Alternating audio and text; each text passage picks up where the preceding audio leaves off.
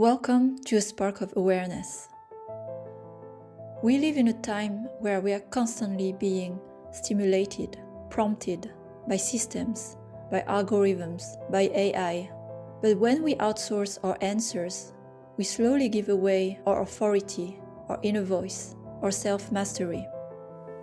Conscious leadership has no shortcut, no hack, and it can only begin from within. It is the courage to stop escaping and to sit with what's alive and present inside, even when it's very uncomfortable. But that's where growth is. And this podcast is a space for that. This podcast is an evolution. And every week, I will share a 15-minute human prompt, live, non-performative. It is a moment of reflection drawn from my work in conscious leadership, from the journeys of the leaders I coach and accompany, and from what is moving in a collective film of what is humanity and leadership. I am Sophie Vaux, a conscious leadership coach and guide of transformation. I support leaders who are crossing the threshold right now from the old system of leadership, a legacy, into a deeper, more conscious way of being. If the traditional model no longer resonates, know that you are not alone, and that is your weekly practice. This is your time with your inner world. This is your weekly spark of awareness. Welcome.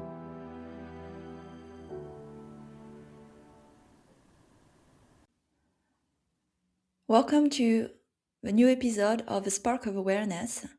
And we are continuing the series on the 6 human needs. So if you haven't followed them, you can check the previous episodes where we covered already the 3 basic needs. One is need of certainty. Second is need of uncertainty, new energy, variety. And the third is need of significance. So today we're going to cover the need of love and connection. And that one feels quite personal to me. So usually among the 6 needs, we have some that are dominant. And when they are dominant, that means we have also more shadows with those needs. So for me, I can recognize that the need of significance was quite strong, too strong. I had to work a lot on that in my transition to building my business. And another one I have is the need of growth. And the need of love and connection, very present as well, but not so much in the shadow. So what is the need of love and connection? Is the need to be with someone, connected with someone, have people around you, be always around people, be close. So you are, for example, if we look at your preferences in leadership, you are more working with people than working as a solo, like a lone wolf. You love working with teams, with partners. In relationship, you can spend all the time with that significant one.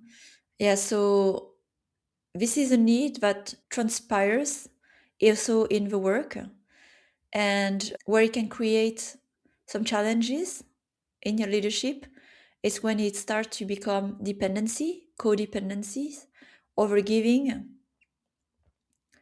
a fear of losing the connection and by giving too much. So basically the need of connection and love is so strong that it tends to people pleaser situation, keeping the consensus, the harmony of a group to keep the connection instead of speaking your truth.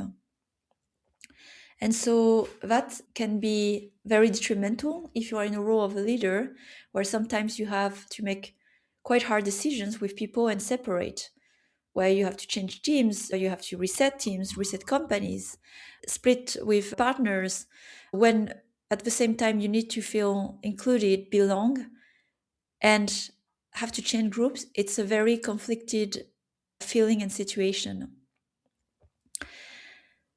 Some of the shadow we see in leadership, and I've seen also in many leaders I work with, is that people pleasing, although nobody would that this way, but it's very hard to let go of partnerships, letting go of clients, letting go of team members where there's not alignment anymore, clinging. So there's a clinging energy like, we need to stay connected, we need to stay together, let's be friends. If you are in the role of CEO and founder, you want to be friend with people in your company. And it's not such a good idea to be too close to friends, because when things are not aligned, it's much harder to have a conversation. So that can go play against you as well if you're in a position of power. Yeah, so those are the situations where need of love and connection in general, and I see also quite many women in that situation with these needs. It's so important to accept unhealthy conditions, work, situation, relationship, to keep the harmony of a group. And it has a cost, and it has a cost on the person carrying the burden. So where does it come from, this need of love and connection?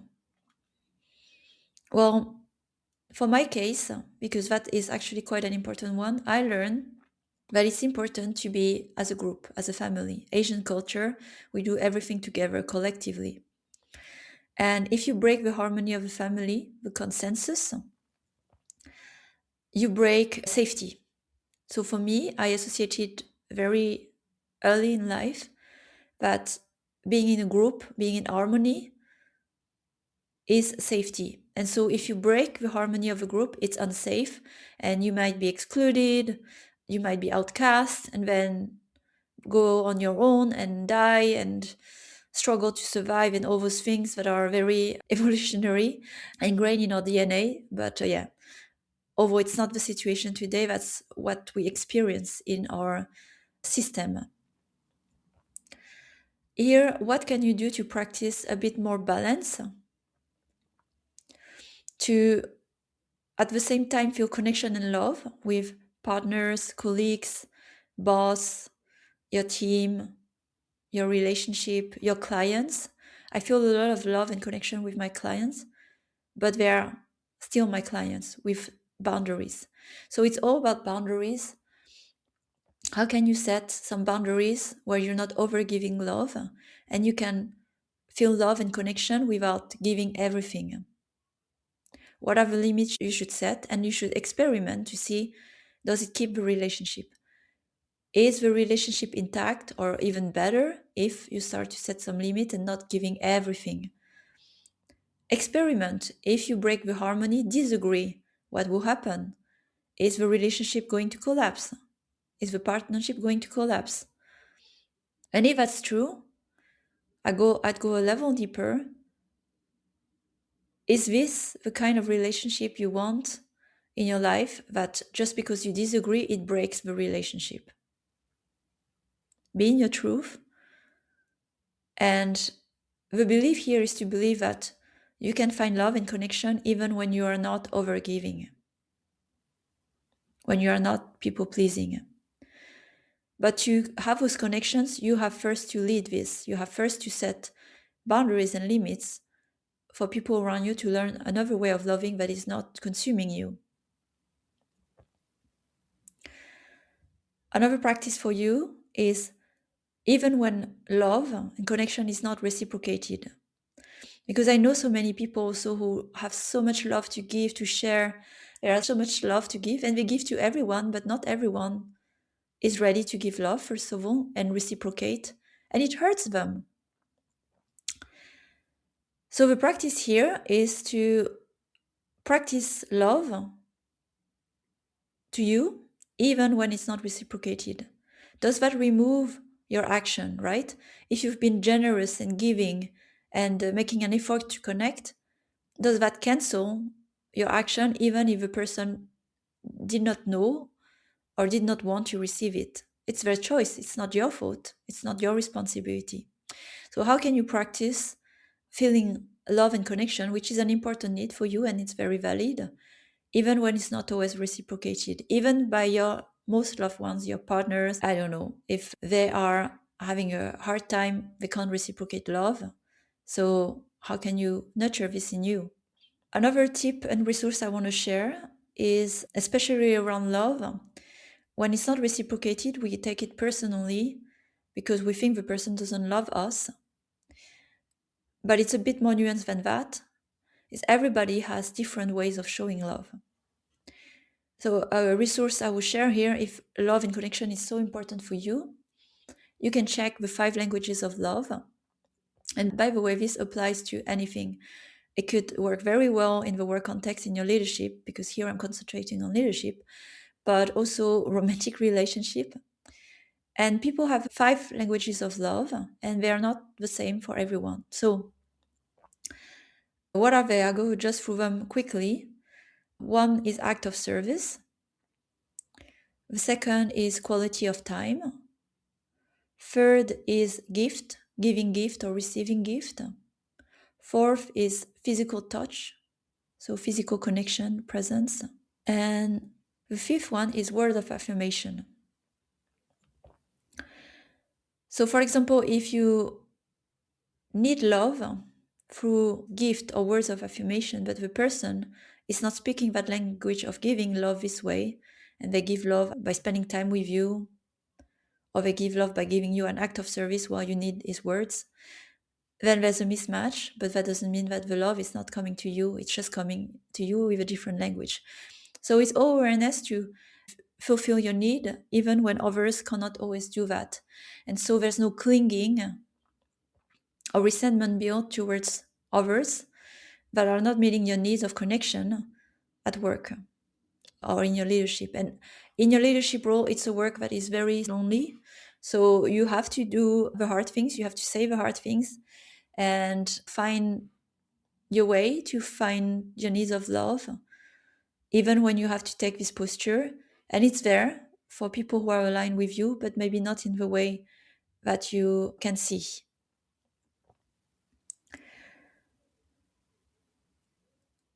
So we'll close on that one today, on this need of love and connection. And that's also one that has been very present in my life.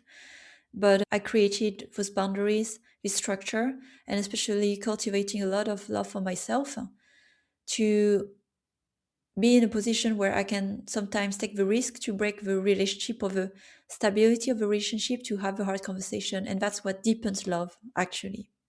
We're going to close this transmission, as usual, with grounded meditation.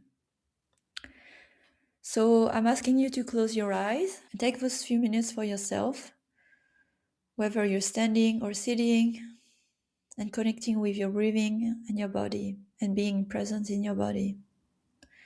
And since we are touching on the need of love and connection today, I am inviting you to place a hand on your heart and breathing consciously, breathing in and breathing out.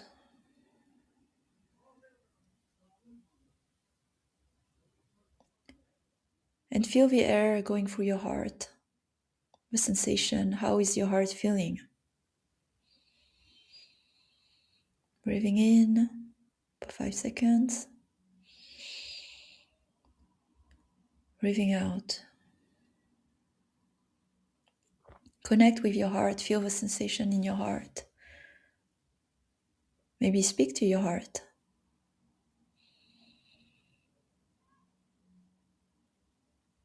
Feel your heart fully. Expand it. Breathing in. Breathing out.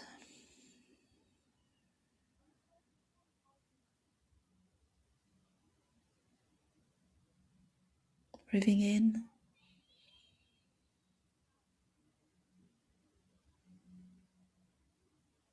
Breathing out.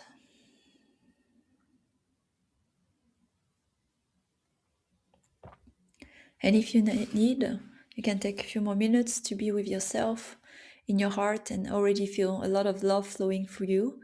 And it just needed some breathing and regulation. So as I shared in the previous episode, this technique of breathing is called heart-focused breathing, heart coherence breathing, to regulate yourself and regulate your emotions, your mind, your energy. So practice the love, practice being in your love, and let me know how that goes. For the ones who have this top need, we can share some bits of a journey together. And then next week, we will cover the fifth need, which is the need for growth. And when too much of it is also not so good. I wish you a great week, and I'll see you next week for the fifth need. Thank you for tuning in into this weekly reflection, the weekly spark of awareness. After this episode, I invite you to take a few moments with yourself, even just 15 minutes, to sit with what resonated, to breathe, and to notice what is shifting inside. This is a practice, a discipline of presence, truth, and self-connection. If this work speaks to you, I accompany leaders in one-on-one journeys and group experiences of transformation, supporting them as they cross the threshold into a truer and freer way of leading and living. If you feel called to explore this path, I would love to hear your story, and let's connect. Sending you love and courage, and have a great week ahead. This is my spark of awareness.